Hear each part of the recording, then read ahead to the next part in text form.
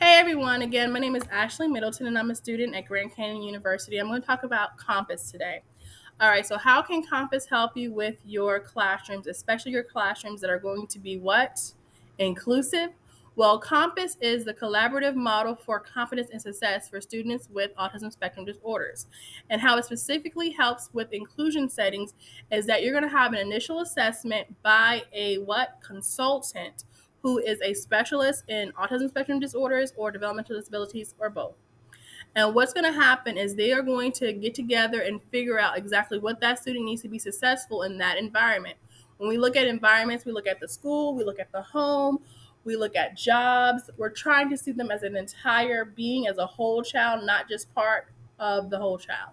So once we get an example of the student's needs and their strengths, we're able to better design programming for them. And that part of the programming is for goals. So when we start setting goals through the Compass system, we're going to make sure that we are looking at what that student needs and how we're going to get them there and what interventions are going to be used, making sure that we use evidence-based strategies, which is one of the key components of the Compass method, using those evidence-based strategies, not just what we think will work or what might work. We're looking for what the research says will work.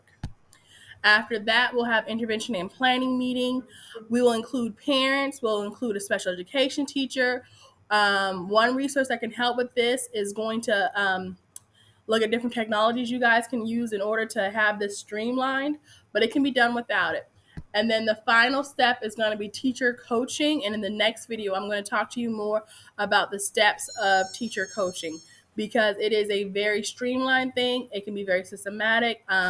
That way, people are not just collaborating without a goal in mind or without a purpose in mind. And the teacher coaching is going to happen 4 times during that school year. So they're going to meet initially, they're going to put the interventions in place, and then a coach or the consultant who's the coach is going to come back and make sure that the interventions are working. They're going to see if the teacher has any questions or concerns.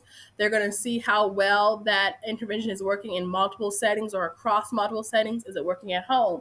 Is it working at school? Is it working in art class? Is it working in math? Is it working in PE? Like, what are all the different locations that students at? Is it working in the cafeteria? What do we do?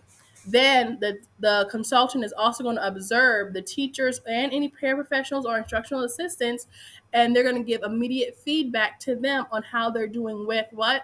Implementing those interventions. So now we don't have people such as a special education teacher, instructional assistants, or regular ed teachers having to implement routines, procedures, strategies, and interventions without any feedback.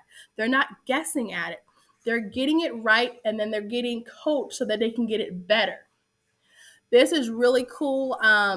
This is a really cool way to have your program work.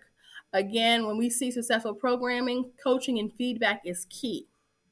Systematic coaching and feedback is key.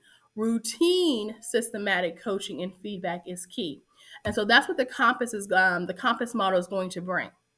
It's going to bring systematic team approach collaboration so that it's not just one person doing everything or one person expected to know everything.